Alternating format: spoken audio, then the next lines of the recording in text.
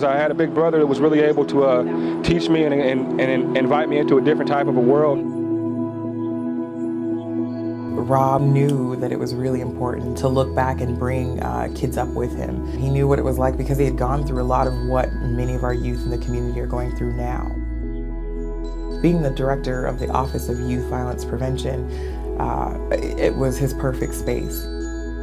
He had so much work to do and was working on so many different initiatives. It still stammers me to think of the work that he was doing and how we'll be able to continue that work without him.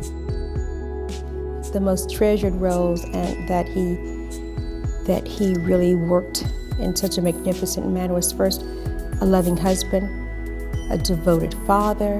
I'm really proud to say emerging leader. He took that very seriously as a young African-American man stepping into that role of leadership.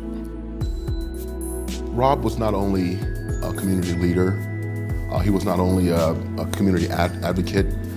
In my opinion, Rob was a true hero, a true example of how we as Black men are supposed to live our life. So I look at him as a mentor, and I look at him as an inspiration, a daily inspiration, and how I want to continue to be a better police officer out here and a better community activist and a better person. His greatest passion, number one, was his love of his Lord, and then his family, and then obviously young people, youth. I think he saw the power and the possibility of young people, regardless of what your lot in life might be.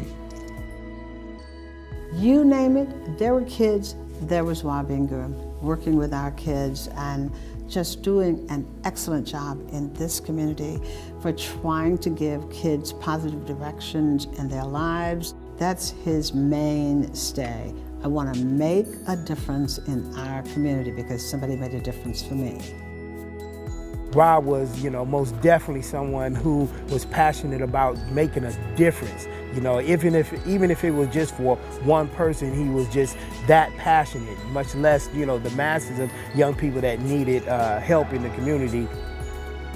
It was magical watching him work with the youth. You ask people around him, what does he have to make him so successful? And if you just sit and look, you realize what it was. It was very, very simple. It's that he listened to the kids. I think that was one of the most important things that he did, was listen. When he looked at children, he knew the promise that was within them. And he knew that regardless of what label was placed on them, that they had promise and that they could become him. That he was that at-risk kid who, became someone that everyone looked up to. I think Rob touched enough emerging young leaders that he left himself. I have no fear that the work Rob did will be sustained. And even more importantly, I think his son, Dario, has embodied and also has the burden that you take on when your father passes. He just knew that he was doing the work that he had been called to do, and he was doing the work that had to be done to ensure that our community was a more livable one. The idea of the Heart of the Community Award, I think, couldn't be more accurate.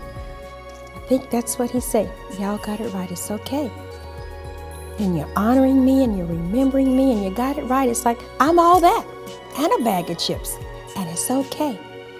It's okay.